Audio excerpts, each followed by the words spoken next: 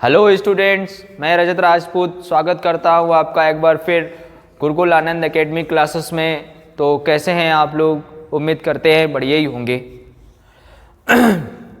Student, जैसा कि आपको पता है कि हमारी रेडियो पुलिस ऑपरेटर की जो भर्ती है उसमें हम आपको फिजिक्स का पूरा सिलेबस कंप्लीट कराएंगे, जिसमें हम बेस से लेके पूरा हाई तक पूरा फिजिक्स फिजिक्स के वो जो भी टॉपिक हैं उसको कंप्लीट हम आपको करवाएंगे। तो आज जो हमारा टॉपिक है वो प्रकाशिकी है, और प्रकाशिकी में भी भाग नंबर 8 है ना, भाग 1 पार्ट 8, 8वीं क्लास है प्रकाशिकी की आज, और ये मे भी आज लास्ट क्लास होगी इसकी। और कल फिर हम एक नया टॉपिक लेकर आपके सामने उपस्थित होंगे। तो आप सभी लोग अपना अपना पेन निकाल लेंगे और कॉपी निकाल लेंगे ताकि क्लास को हम स्टार्ट कर सकें। ओके। आज हमने आपको प्रकाश के कई सारे गुणों के बारे में बताया, प्रकाश के स्थितियों के बारे में बताया।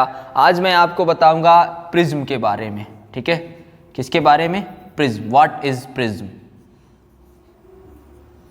प्रिज्म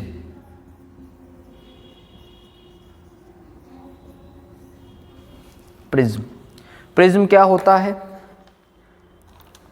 चलिए, क्या करिए, एक समांग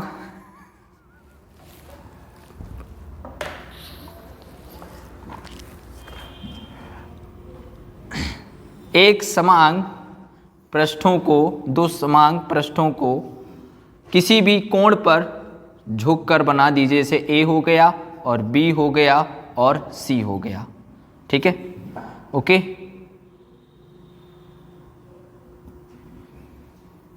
और ये तुम्हारा ए जो है वो क्या है? अपवर्तक कोण है, अपवर्तक कोण है। और हमने क्या किया? ये प्रिज्म है। क्या है? प्रिज्म है। ये कांच का होता है।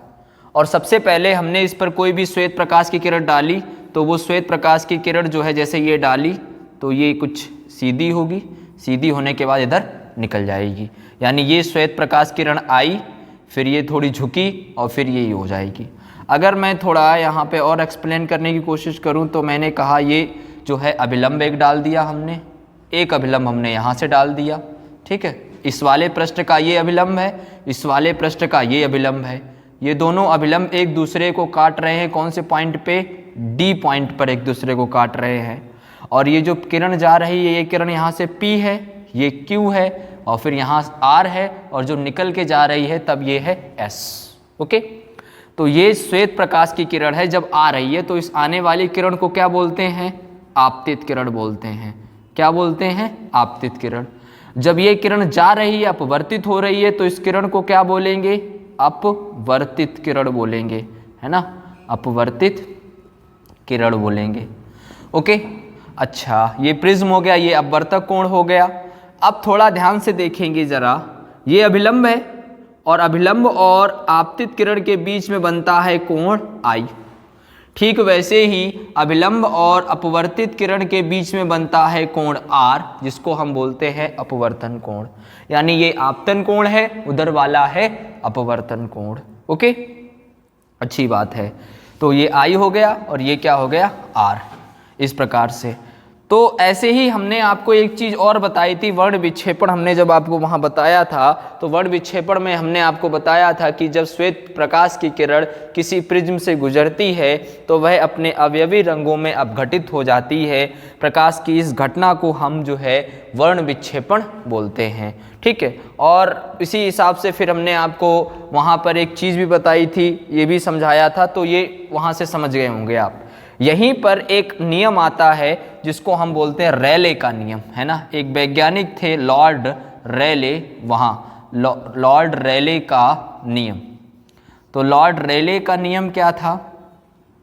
उन्होंने ये बताया था कि जो क्या नाम फ्रीक्वेंसी है, जो इंटेंसिटी है, प्रकाश की जो तीव्रता है, वो उसकी तरंगदैर्घ्य की चतुर्थ घात के व्युत्क्रमानुपाती होती है। यानी हमने कहा यहाँ पर प्रकाश की तीव्रता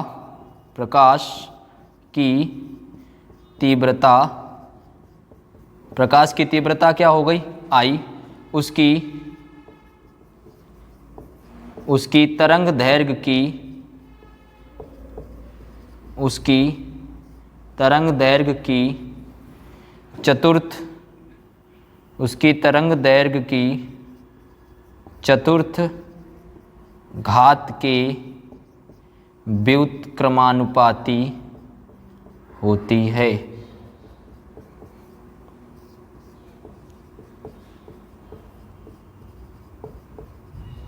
मतलब I इज इनवर्सली प्रोपोर्शनल 1/λ की पावर 4।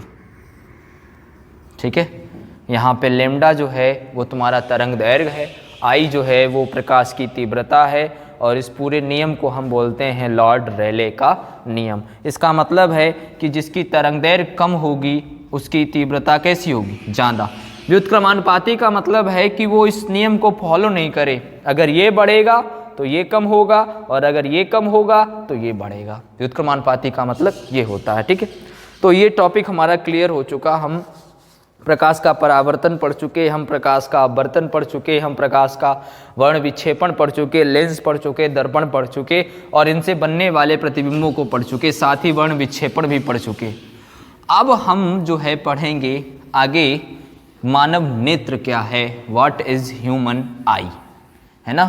चलिए, तो टॉपिक डलेगा ह्यूमन आई, मानव नेत्र, मानव नेत्र।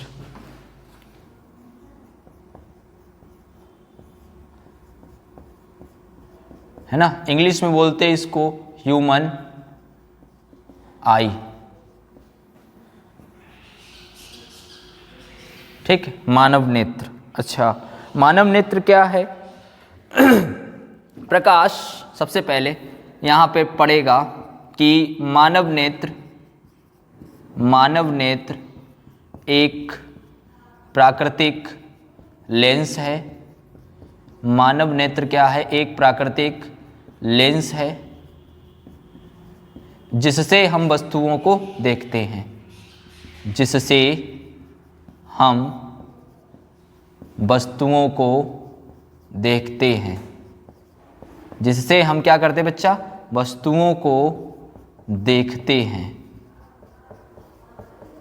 जिससे हम वस्तुओं को देखते हैं। ठीक है, मानव नेत्र क्या है? एक प्राकृतिक लेंस है जिससे हम वस्तुओं को देखते हैं। ठीक है, ओके, बढ़िया बात, सुंदर बात। अब सबसे पहले तो कई सारे लोग कंफ्यूज ये रहते हैं कि किस प्रकार से क्या होता क्या नहीं होता। सबसे पहले मैं आपको बता दूं कि जो हमारी आँख है वो प्रकृति द्वारा गिवन एक बहुत ही महत्वपूर्ण देन है जिससे हम वस्तुओं को देखते हैं। और जितने भी रंग आपको दिख रहे हैं, इट में भी जो वस्तु जिस रंग की दिखाई पड़ रही है वो उसी रंग के कलर को क्या कर रही है? उत्सर्जित कर रही है। बाकी सभी रंगों को क्या कर रही है? वो ऑब्जर्व मतलब अवशोषित कर रही है। अब जो भी वस्तु सभी प्रकाश के रंगों को अवशोषित कर लेती है तो वो हमको ब्लैक कलर की दिखेगी, और जो सभी प्रकाश रंगों को रिफ्लेक्ट कर देगी वो हमको वाइट कलर की दिखेगी। अब जैसे कोई भी वस्तु है, जैसे अभी तो सब ब्लैक और वाइट पहने हुए, जैसे कलावा ये लाल कलर का है। अब ये लाल क्यों दिख रहा है मेरे को? क्योंकि ये लाल ही कलर को क्या कर रहा होगा? उत्सर्जन कर रहा होगा। बाकी सभी रंगों को क्या कर रहा होगा? ये ऑब्जर्व कर रहा होगा। इस वजह से ये मेरे को कैसा दिख रहा है? लाल कलर का दिख रहा है। ठीक है, तो सबसे पहले किसी भी सोर्स से जब लाइट आती है तो वो किसी वस्तु पर पड़ती है। वस्तु पर पड़ने के पश्चात वो हमारी आंख पे एक पॉइंट होता है जिसको हम बोलते हैं रेटिना, वहां पर उसका बनता है उल्टा प्रतिबिंब, जिस वजह से हमको वो वस्तु कैसी दिखाई पड़ती है? सीधी दिखाई पड़ती है। सीधा सा कॉन्सेप्ट है। जैसे ही हम अपनी आंख को खोलते हैं, अपनी आंख की शटर जो पलके हैं इनको ओपन करते हैं, वैसे ही किसी वस्तु से, किसी सोर्स से चलने वाली प्रकाश की किरण किसी लाइट वस्तु पर पड़ेगी। उस वस्तु पर पड़ने के पश्चात वो हमारे आंख पे जो रेटिना है, जिसको हम दृष्टिपटल बोलते हैं, वहाँ पर इसका उल्टा प्रतिबिंब बनेगा। और जब उल्टा प्रतिबिंब बनेगा तो वस्तु हमको कैसी दिखाई पड़ेगी? सीधी दिखाई पड़ेगी। ओके, तो हम जो है यहाँ पे मानव नेत्र के भागों की चर्चा करेंगे। सबसे पहले मानव नेत्र के भाग। ठीक है, अब मानव नेत्र के भाग 11 भाग होते हैं। ठीक है, पहला भाग क्या होता है? सबसे पहला भाग होता है दर्पणपटल। पहला भाग होता है दृढ़पटल, दूसरा भाग होता है रक्तक पटल और तीसरा भाग होता है कार्निया, चौथा भाग होता है आइरिस, पांचवा भाग होता है पुतली अथवा नेत्रतारा,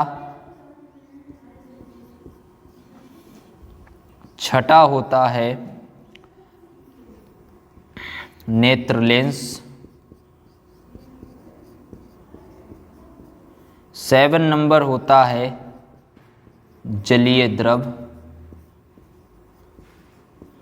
7 ये हो गए। 8 नंबर होता है काचाभ द्रव,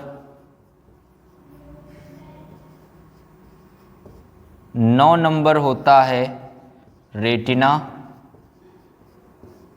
10 नंबर होता है पीत बिंदु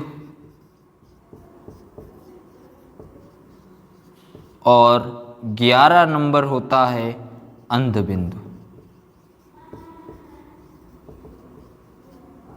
ठीक है, तो ये हमारे आंख के कितने भाग हैं? 11 भाग हैं।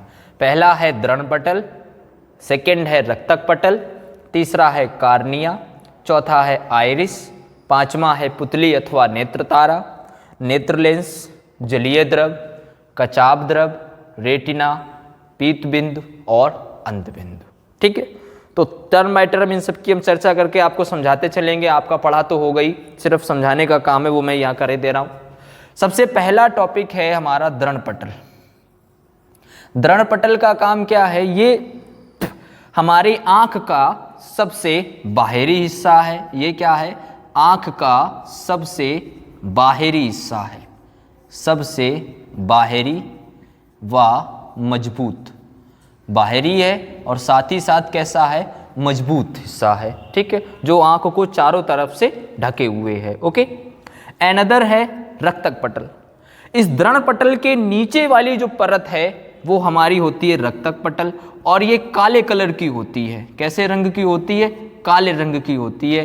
काले रंग की क्यों होती है? क्योंकि काला रंग जो है पड़ने वाले प्रकाश को क्या कर लेता है? अवशोषित कर लेता है।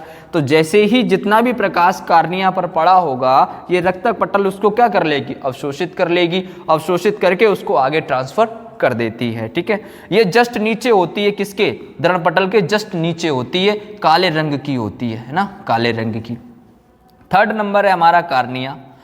ये इसलिए इंपॉर्टेंट है यहाँ पे क्योंकि सबसे पहले नेत्र का वह हिस्सा जहाँ पर प्रकाश पड़ता है वो दैट इज कॉर्निया। ठीक है, कार्निया पर ही नेत्र का सर्वप्रथम प्रकाश पड़ता है। कार्निया के बाद वो रक्तक पटल से गुजरता है। रक्तक पटल काले रंग की पट्टी होती है, वो उस प्रकाश को क्या कर लेती है? अवशोषित कर लेती है। अवशोषित करके उसको आगे भेज देती है। तो ये क्या हो जाएगा? नेत्र पर सबसे पहले प्रकाश, सबसे पहले प्रकाश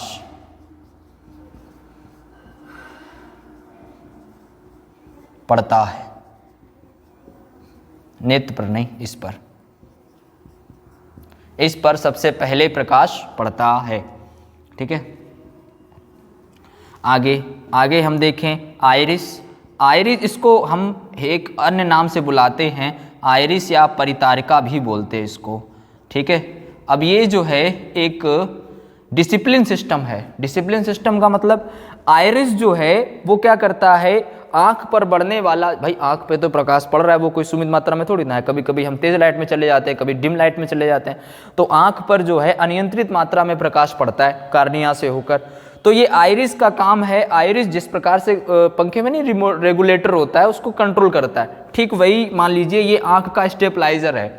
ये आंख पर पड़ने वाले प्रकाश को कंट्रोल करता है, नियंत्रित करता है कि आंख में अगर सीमित ज़्यादा मात्रा में प्रकाश नहीं जाए तो ये कौन देखता है? तुम्हारा आइरिस देखता है। ठीक है, आइरिस का काम है क्या? कि आंख में प्रकाश नियंत्रित मात्रा में पहुँचे, आंख में प्रकाश नियंत्रित मात्रा में पहुँचे, नियंत्रित मात्रा में पहुंचे। ठीक है, ये कौन देखेगा? परितारिका या आइरिस। अब इस आइरिस और परितारिका के बीच में ही एक छिद्र होता है जिसको हम बोलते हैं पुतली अथवा नेत्र तारा। ठीक है, क्या बोलते हैं हम? पुतली अथवा नेत्र तारा। इसकी ये विशेषता होती है कि ये जो है, इसकी विशेषता ये है, इसकी एक स्पेशलिटी है कि यह अंधेरे में स्वतः बड़ी हो जाती है। अंधेरे में स्वतः बड़ी हो जाती है,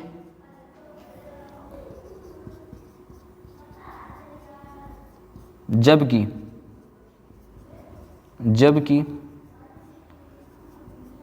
कम प्रकाश में, जबकि अधिक प्रकाश में, जबकि अधिक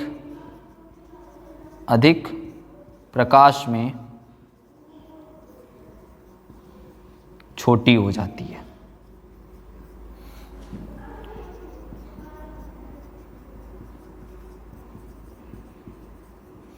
ठीक है, किसकी? पुतली अथवा नेत्र तारा। अब जैसे मान लो आप गर्मी में हो, दोपहर हो, धूप में हो और छत से एकदम से नीचे आते हो, तो जब आप नीचे आते हो तो आपको सारा अंधकार अंधकार सा दिखता है, लेकिन कुछ समय पश्चात देखते हो तो चीज़ें नॉर्मल सी लगने लगती हैं आपकी। तो उसका रीज़न यही है कि जो पतली जो छोटी हो चुकी थी, अब जब आप नीचे आए हो तो उसको नॉर्मल बढ़ने में थोड़ा सा समय लगेगा। ठीक, अभी मान लीजिए आप देख रहे हो एकदम से लाइट चली जाती है तो तुरंत आपको कुछ नहीं दिखाई पड़ता है, लेकिन कुछ समय पश्चात आपको थोड़ा थोड़ा दिखना लग जाता है। तो वही है कि जब अंधकार हो जाता है तो ये स्वतः अपना आकार बढ़ा लेती है, और आकार इसलिए बढ़ाती है कि ज़्यादा से ज़्यादा प्रकाश जो है यहाँ आ सके। ठीक है, तो इसलिए ये सब स्वतः होता है, उसमें करना कुछ नहीं पड़ता है।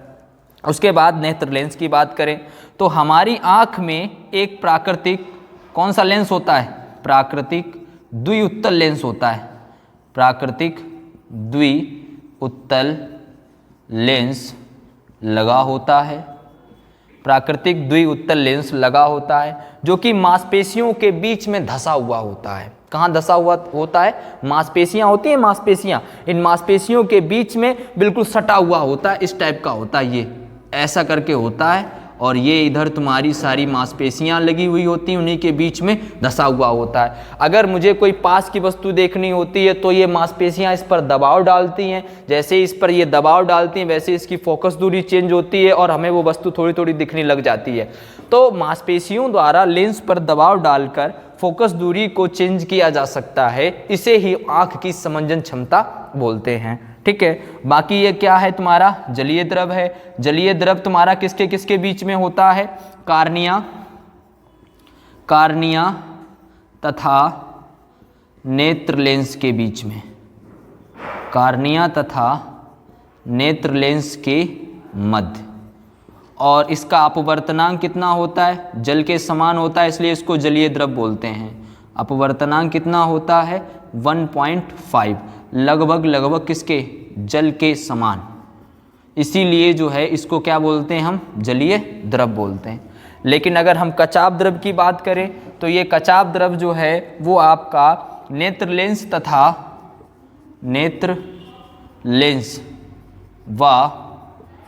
लेंस व रेटिना के बीच में होता है। रेटिना के मध्य होता है और ये गाढ़ा होता है। इसका अपवर्तनांक जो है हमारा कितना होता है? इसका अपवर्तनांक लगभग इसका 1.3 होगा, 33 होगा यहाँ पे, और इसका अपवर्तनांक लगभग 1.5 होता है। किसके समान होता है? अप्रॉक्सीमेट कांच के समान होता है। ठीक है, गाढ़ा होता है, वाइट कलर का होता है, इस हिसाब से। नेक्स्ट है हमारा रेटिना, जिसको हम बोलते हैं दृष्टिपटल। ठीक है, इसको हम दृष्टिपटल भी बोलते हैं, रेटिना को। और सारा हमारा काम इस पर ही होता है। सबसे पहले क्या बनता है? इसी पर प्रतिबिंब बनता है। इसी पर वस्तु का उल्टा प्रतिबिंब बनता है। उल्टा प्रतिबिंब बनता है। ठीक है, उल्टा प्रतिबिंब बनेगा तभी तो हमें वस्तु सीधी दिखाई पड़ेगी। आगे हम बात करें पीत बिंदु की तो येलो स्पॉट होता है। यह यहाँ पर प्रकाश सुग्राहिता सर्वाधिक होती है। प्रकाश सुग्राहिता कैसी होती है? सर्वाधिक होती है। और इसी स्पॉट पर बना हुआ प्रतिबिंब सबसे सुंदर और स्पष्ट दिखाई पड़ता है। सबसे स्वच्छ और साफ कौन से पॉइंट पर दिखता है? पीत बिंदु पर दिखाई पड़ता है। और उसी के जस्ट नीचे अंध बिंदु होता है। यहाँ इस बिंदु से क्या होता है? यहाँ से प्रकाश सिराएं कहाँ जाती हैं? मस्तिष्क को जाती हैं। अब जहाँ पे वो मस्तिष्क को जाएंगी तो उस वहाँ पर छेद हो जाता है।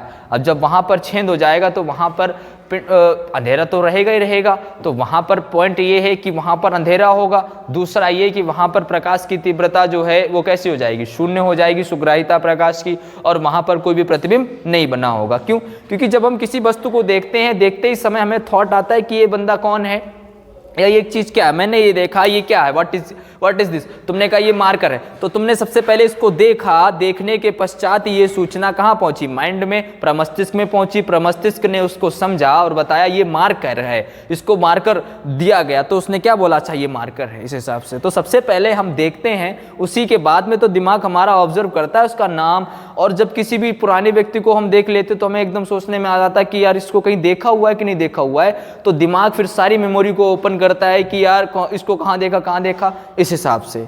तो सबसे पहले हम जो है चीज देखते हैं, उसकी सूचना जो है जिस पॉइंट से होकर जाती है उसको बोलते अंध बिंदु। और जब वहां से प्रकाश सिराएं छेद के खोपड़े में जाएंगी तो वहां पॉइंट एक दिखेगा जहां पर प्रकाश सुग्राहिता सबसे न्यूनतम होगी। और येलो स्पॉट पर क्या होता है? वहां पर सारे के सारे वो एक फोकस होता है। अभी मैंने लेंस आपको पढ़ाया तो वहां पर फोकस चल रहा था, तो वही येलो स्पॉट होता है। यहाँ पर सारे ही आंख पर पड़ने वाले प्रकाश का एक सेंटर बन जाता है, जिसको हम येलो स्पॉट बनते हैं। वहां पर प्रकाश बनने वाला प्रतिबिंब सबसे स्पष्ट दिखाई देता है। और सबसे धुंधला कहाँ दिखाई पड़ेगा? लगभग दिखाई नहीं देता है। कहाँ पे? अंध बिंदु पर। तो यहां से प्रकाश सिराएं मस्तिष्क को जाती हैं और इसकी प्रकाश सुग्राहिता शून्य होती है। प्रकाश सुग्राहिता लगभग शून्य होती है।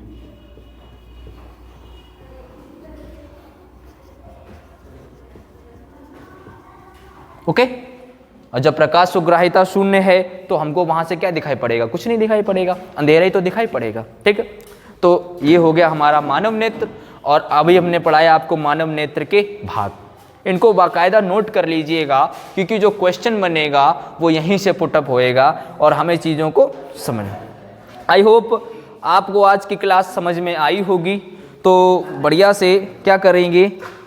चैनल को सब्सक्राइब करेंगे। और अगर आज नए आए हुए हैं तो पिछले जो हमारे प्रीवियस वीडियो हो चुके हैं उन सबको देखेंगे जाके दोबारा से, क्योंकि जब तक रिवाइज नहीं करेंगे तब तक चीज़ें बेहतरीन नहीं होंगी।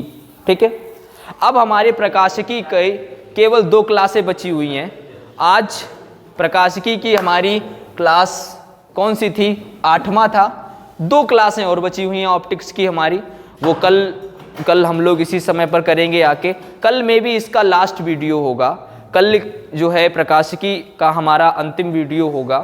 तो तब तक के लिए अपने फ्रेंड्स, अपने दोस्तों या सबको जो है कह देंगे जाके कि वो जल्दी से चैनल को क्या कर लें? सब्सक्राइब कर लें, साथ में बेल आइकन और दबा लें। तो स्टूडेंट्स, आज की क्लास यहीं पर एंड करते हैं। कल फिर से हम लोग इसी समय आपको इसी टाइम पर मिलेंगे। तब तक के लिए जय हिंद।